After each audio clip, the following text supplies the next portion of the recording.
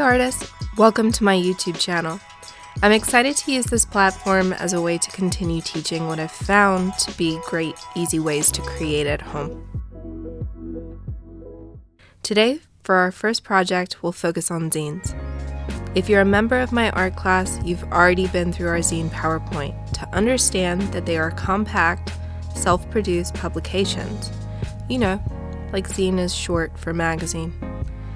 They're also inexpensive or completely free to circulate.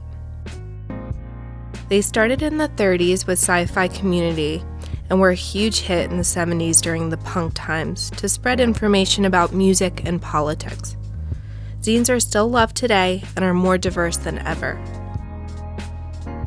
For the zine you're about to create, I'm giving you 3 options for theme. A fanzine to cover something or things that you love. A comic zine, which can be true or fictional story you illustrate. Or a how-to zine that teaches others about something you're an expert on. At this time, if you haven't already, you'll need to decide your theme and do some brainstorming. Once you've got some great ideas, we're ready to create.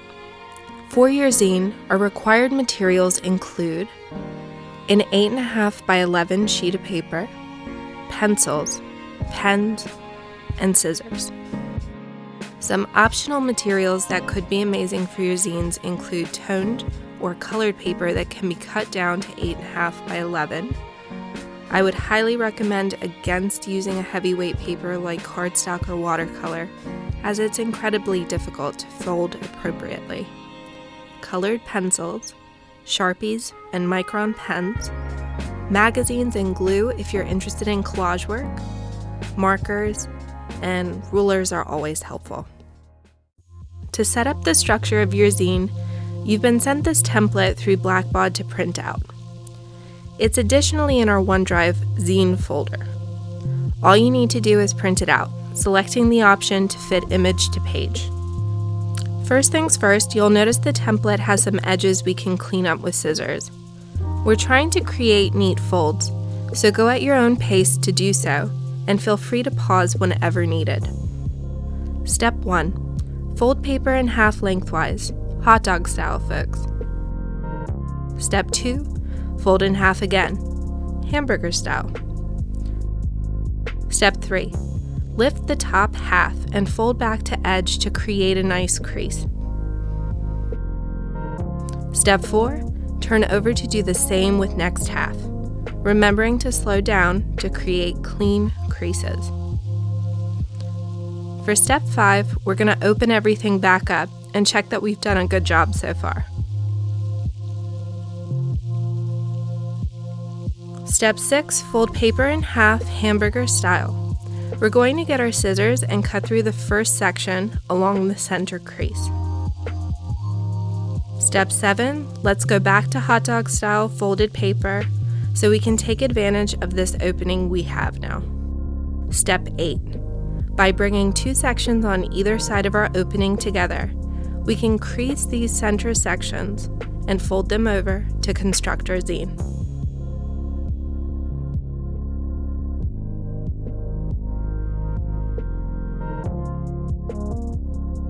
Now that you have your zine structure complete, I would recommend that you write your page numbers small and lightly in pencil, so you have the option to work in the flattened format.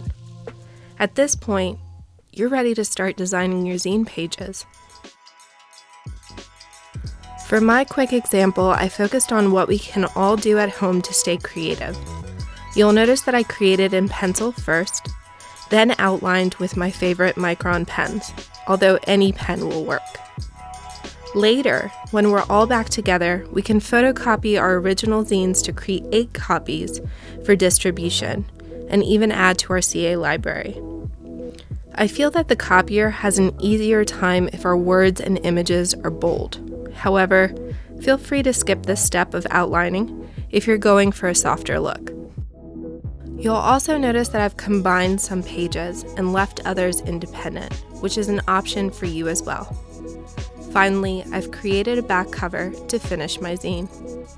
I hope you've enjoyed this information and tutorial on zine making.